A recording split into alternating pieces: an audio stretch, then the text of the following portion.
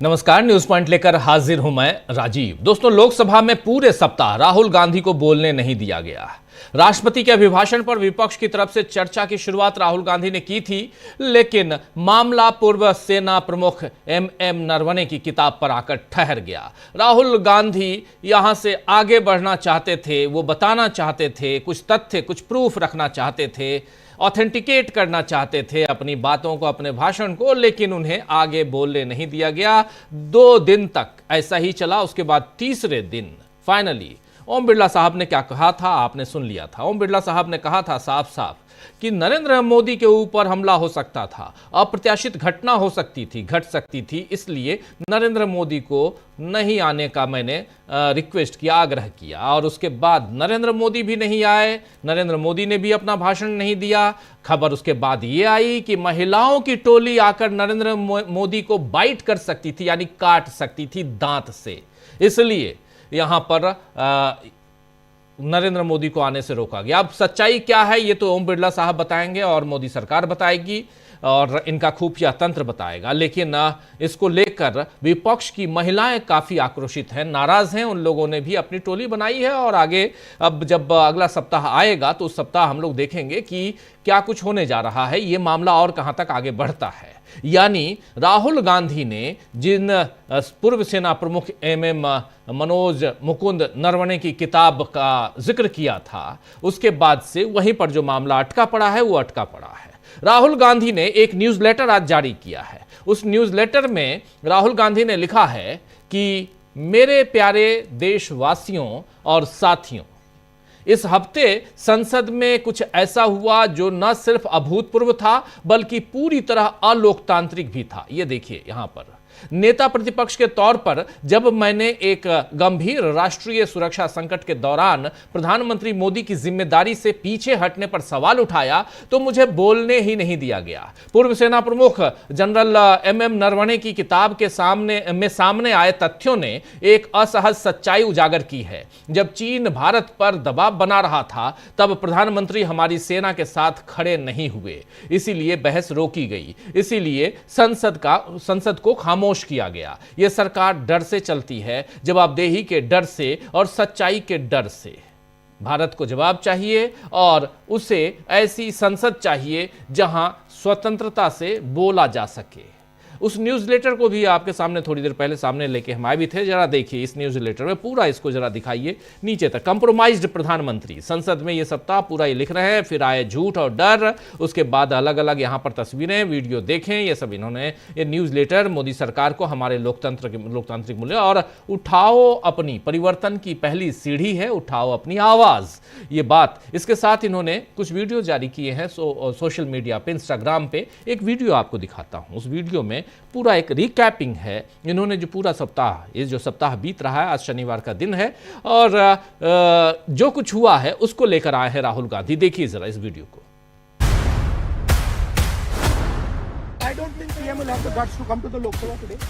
Because if he comes, I'm going to give him this book. So if PM comes, I will go physically and hand him this book so he can read it. And उनको पता लग जाए कि उनकी सच्चाई क्या है, देश को पता लग जाए। ये सरकार कह रही है कि किताब है ही नहीं। Speaker has said that this book does not exist. Government has said this book does not exist. Rajnath Singh ji has said this book does not exist. Every youngster in India should see that this book exists. Naravane जी की किताब है, इसमें उन्होंने पूरा account लिखा है, जो लद्दाख का जो अकाउंट था, और मुझे कहा गया है कि मैं इस बुक को कोट नहीं कर सकता हूँ। They've given it to them. It is still under review. It's been under review for more than a year now. The publishers and the MOD are in constant contact with each other. Ball is in the publishers and the MOD court. But I enjoyed writing the book, for better or for worse, and that's that. जब chief of army staff general Naravane ने राजनाथ सिंह जी को phone किया और कहा कि देखिए Kailash ridge पर Chinese tanks आ गए हैं, हमारी टेरिटरी है, हमें क्या करना है, पहले राजनाथ सिंह जी ने उनको रिप्लाई नहीं दिया। उन्होंने जयशंकर जी से पूछा, NSA से पूछा, राजनाथ सिंह जी से पूछा, कोई रिप्लाई नहीं आया। फिर उन्होंने राजनाथ सिंह जी को फोन किया। राजनाथ सिंह जी ने कहा कि मैं टॉप से पूछता हूँ। स्टैंडिंग ऑर्डर था टॉप का कि अगर चाइनीज फोर्सेज अंदर आएंगी तो उनपे बिना हमारे पूछे फायर नहीं करना। नरवणे जी और हमारी जो आर्मी थी, जो सेना थी, वो उन टैंक्स पर फायर करना चाहती थी क्योंकि वो टैंक्स हमारी टेरिटरी में आ गए। नरेंद्र मोदी जी ने मैसेज दिया कि देखिए जो उचित समझो वो करो। मतलब नरेंद्र मोदी जी ने अपनी जिम्मेदारी पूरी नहीं की। उन्होंने आर्मी चीफ से कहा कि देखो भैया आपको जो करना है करो, मेरी बस की नहीं है। नरवाने जी ने साफ लिखा है, आई फेल्ट रियली अलोन, मैं बिल्कुल अकेला था। I was abandoned by the entire establishment. This is what they are scared of me saying. तो यहीं से ये भाग रहे हैं और नरवणे साहब ने जो लिखा है वो यहां पर रख रहे थे। राहुल गांधी पूरा अपने न्यूज़लेटर के साथ इस वीडियो को, एक नहीं बल्कि 3-4 वीडियो उन्होंने जारी किया है और उसमें से एक वीडियो आपके सामने हम रख रहे थे। तो साफ है कि राहुल गांधी अगले सप्ताह भी संसद में इस मसले को उठाने वाले हैं। और इस बीच मोदी जी, प्रधानमंत्री नरेंद्र मोदी मलेशिया पहुंच गए हैं। 2 दिनों की यात्रा की शुरुआत करते हुए उन्होंने मलेशिया में भारतीय समुदाय के लोगों से कहा है कि इस साल 2026 की ये उनकी पहली यात्रा है और इस यात्रा के लिए उन्होंने मलेशिया को चुना है। आप समझ लीजिए, जहां जाते हैं वहां के लोगों से इस ढंग से आत्मीयता दिखाने की वो कोशिश करते हैं। तो इस साल की पहली विदेश यात्रा, उसमें मलेशिया पहुंचा हूं, आप लोगों के बीच पहुंचा हूं और आप लोगों की कितनी फिक्र करता हूं, खैर ख्वाह वाला इंसान हूं मैं, आप जानते हैं। खैर, लेकिन कल रात अमेरिका ने भारत के साथ ट्रेड डील की आधिकारिक घोषणा कर दी है, जिसे आज मीडिया के सामने लाते हुए वाणिज्य मंत्री यानी कॉमर्स मिनिस्टर पीयूष गोयल ने मील का पत्थर साबित होने वाला बताया है। लेकिन कांग्रेस पार्टी का कहना है कि मोदी सरकार इसमें बहुत कुछ छिपा रही है। आज पवन खेड़ा ने स्पेशल प्रेस कॉन्फ्रेंस की और इस प्रेस कॉन्फ्रेंस में उन्होंने बताया कि हमारा जो शक था वो अब साबित हो चुका है कि नरेंद्र मोदी डरे हुए हैं, कॉम्प्रोमाइज्ड हैं। जिसे बीजेपी के लोग डील कह रहे हैं, आपको आने वाले समय में समझ आ जाएगा कि भारत को क्या क्या नुकसान होने वाले हैं। कॉमर्स मिनिस्टर पीयूष गोयल ने प्रेस कॉन्फ्रेंस में जो लिस्ट पढ़ी उससे ज्यादा महत्वपूर्ण है जो छिपाया गया। यहां पवन खेड़ा कहते हैं कि हम उम्मीद करते हैं कि आप रोज किसानों, एमएसएमई के हित के सवाल सरकार से पूछेंगे। आज मैंने देखा कि जब रूस से ऑयल खरीदने यानी तेल खरीदने के विषय में सवाल पूछा गया तो पीयूष गोयल ने कहा यह विदेश मंत्री बताएंगे। विदेश मंत्री से अमेरिका में पूछा गया तो वो बोले कि ये तो कॉमर्स मिनिस्टर बताएंगे। फिर बीच में डोभाल जी कूद पड़े, बोले कि मैंने जाकर अमेरिका को धमका दिया है कि हम झुकेंगे नहीं। तभी मिनिस्ट्री ऑफ एक्सटर्नल अफेयर्स यानी विदेश मंत्रालय सफाई देता है, डोभाल जी ने किसी को नहीं धमकाया। ये ट्रेड डील इस देश के करोड़ों लोगों के साथ बहुत बड़ा विश्वासघात है, धोखा है। यह कहना है कांग्रेस पार्टी का, यह कहना है पवन खेड़ा का। सुनिए जरा। जो एप्स्टीन के जिक्र मेल्स के मोदी जी के कई घनिष्ठ लोगों के उसमें आते हैं, उस पर भी हम चर्चा बाद में करेंगे। लेकिन जो शक की सुई है, अब वो शक की सुई नहीं रही। अब वो साबित हो चुका है, ये आदमी डरा हुआ है, ये आदमी दबा हुआ है, ये आदमी सरेंडर्ड है, ये आदमी कॉम्प्रोमाइज्ड है। ये डील, जिसको ये डील कह रहे हैं, ये डील आने वाले दिनों में आपको पता चलेगा किस किस क्षेत्र में, किस किस सेक्टर में हमको क्या क्या नुकसान देकर जा रही है। सेक्टर्स बहुत हैं, जैसा मैंने आपको कहा कि लिस्ट जो दिखाई गई, जो पढ़ी, जो सुनाई गई वो अलग है, जो छिपाया गया वो ज्यादा महत्वपूर्ण है।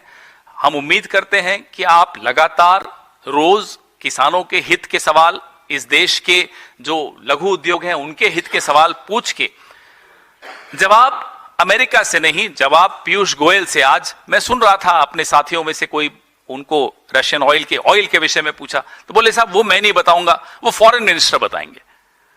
फॉरेन मिनिस्टर से अमेरिका में कल पूछा, बोले वो मेरे को नहीं मालूम, वो तो कॉमर्स मिनिस्टर बताएंगे।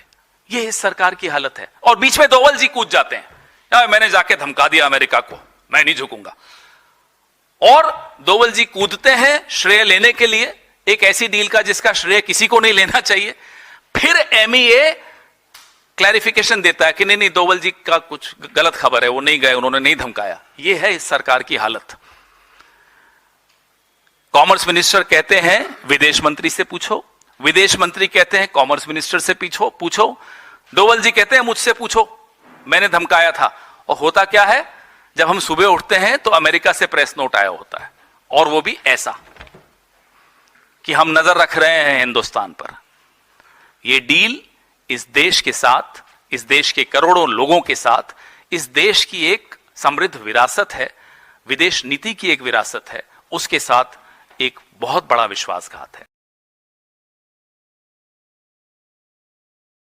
आपने सुन लिया आपने कि ये बहुत बड़ा विश्वासघात है, यहां कह रहे हैं पवन खेड़ा। इसके बाद पवन खेड़ा ने कहा कि अमेरिका अब भारत पर नजर रखेगा। ये सुनकर मुझे बहुत बड़ा दुख पहुंचा है।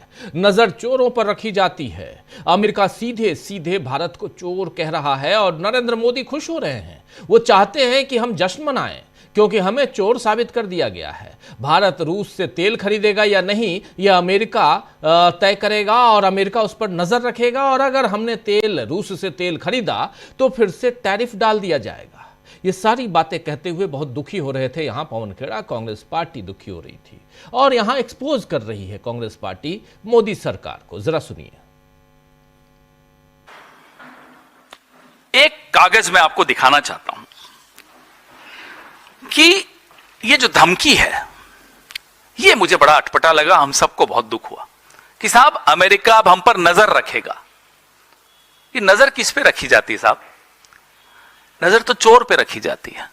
सीधे सीधे भारत को चोर बता रहा है अमेरिका और प्रधानमंत्री जी खुश हो रहे हैं। प्रधानमंत्री जी चाहते हैं कि हम जश्न मनाएं, हम चोर हो गए हैं, हमें चोर साबित कर दिया गया। ये देखिए कि हम रूस से तेल खरीदेंगे या नहीं खरीदेंगे, उस पर नजर रखी जाएगी और अगर खरीद लिया तो फिर से हम पर टैरिफ डाल दिया जाएगा। यह क्या हमारा रिश्ता है अमेरिका से कि हम पर नजर रखेगा अमेरिका और हम रखने देंगे नजर? और इसके लिए कहा जा रहा है कि ढोल बजाइए, नगाड़े बजाइए, खुश हो जाइए, डील हो गई।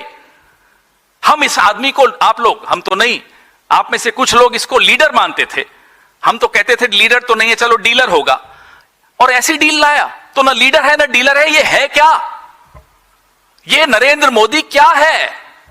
लीडर तो नहीं था कभी, न था, न हो सकता है, न है। अरे हमने सोचा अडानी अंबानी के लिए डील लाते हैं तो हो सकता है देश के हित के लिए भी कोई डील लाएंगे, अच्छी डील लाएंगे। ये खाक है डील, ये डील लाए हैं। ये आदमी सिर्फ और सिर्फ सरेंडर करना जानता है देश के हितों का। आप अपना सरेंडर करिए, कोई दिक्कत नहीं, हमें करते रहिए। आपकी क्या सीक्रेट्स किसके पास है हमें कोई मतलब नहीं है। एप्स्टीन के पास है, चीन के पास है, हमें कोई फर्क नहीं पड़ता किसके।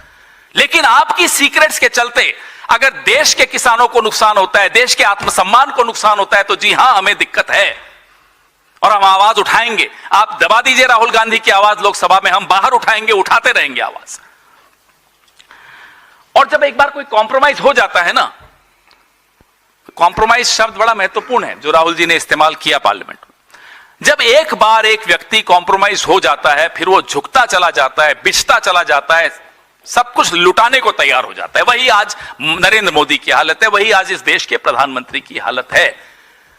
क्या ऐसा प्रधानमंत्री देश के लिए हितकारी हो सकता है? एक मिनट के लिए भी हितकारी नहीं हो सकता, क्योंकि वो कॉम्प्रोमाइज है, वो झुक गया है, बिछ गया है, न्यौछावर हो गया है। ये डील से मालूम पड़ता है। ऑपरेशन सिंदूर के वक्त, सीज फायर के वक्त संशय था, शक था, लेकिन अब वो शक जो है बिल्कुल यकीन में बदल जाता है। ये है, हमें चोर साबित किया जा रहा है और हम खुश हो रहे हैं। पीयूष गोयल जी मुस्कुरा रहे थे, मुस्कुराहट उसकी जा ही नहीं रही थी। ये क्या हाल है इस देश का? कैसे बना दिया इस देश को? यहां तक कैसे आए हम? यानी मोदी सरकार भले अमेरिका के साथ ट्रेड डील पर अपनी पीठ थपथपा रही हो, देश की जनता को इसके फायदे गिनाने की कोशिश कर रही हो, लेकिन कांग्रेस पार्टी उसे आईना दिखा रही है, उसकी गलतियों को सामने ला रही है। मोदी भले ही इस सप्ताह लोकसभा में विपक्ष के सवालों से बच निकले, लेकिन अगले सप्ताह उनके लिए और मुश्किलों भरा, अगला सप्ताह जो है वो मुश्किलों भरा रहने वाला है, जब राहुल गांधी के साथ साथ दूसरे विपक्षी दल भी कई अहम मुद्दों पर नरेंद्र मोदी की सरकार को घेरेंगे। किसान भी नाराज दिखाई दे रहे हैं और खासकर इस मसले पे, इस मामले पर, अमेरिका के साथ डील पर।